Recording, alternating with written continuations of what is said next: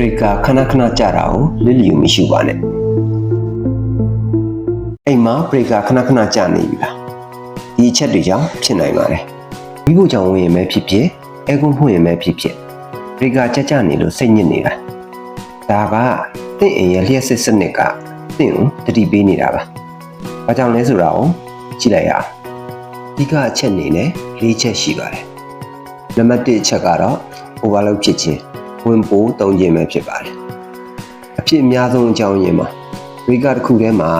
ဝက်အားများတဲ့ပစ္စည်းတွေဥပမာရေပူစက်အဲကွန်းမီးဘူးအပြိုင်ဆိုင်ဖွင့်သုံးတဲ့အခါမှာ breaker ကမခံနိုင်မဲနဲ့ကြာသွားတတ်ပါတယ်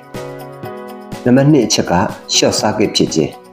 မီးပတ်လန်းတိုးခြင်းလို့လည်းခေါ်ပါတယ်။အဲနဲ့ဝါကြိုးတွေတစ်ခုနဲ့တစ်ခုထိမိတာဒါမှမဟုတ်ပစ္စည်းတစ်ခုခုက short ဖြစ်နေတာမျိုးပါ။ဒါကတော့မီးလောင်မှုကိုဖြစ်နိုင်တဲ့အတွက်အမြန်ဆုံးစစ်ဆေးဖို့လိုပါတယ်။နံပါတ်3 ground fault မီးကိုစိမ့်ခြင်းအိမ်သုံးပစ္စည်းတွေတဲကဝါယာကျူးအဆူပြန်တာဒါမှမဟုတ်ပျက်စီးနေတာကြောင့်ပျက်စစ်စီးကြောင်းကမြေကြီးတဲ့တို့စိတ်ဝင်လာတာမျိုးဒါကဓာတ်လိုက်ဖို့အတွက်အခွင့်အလမ်းအများဆုံးအခြေအနေပါပဲနံပါတ်4အချက်ကတော့ breaker အိုအဟောင်းသို့မဟုတ်အရည်အသွေးညံ့ခြင်း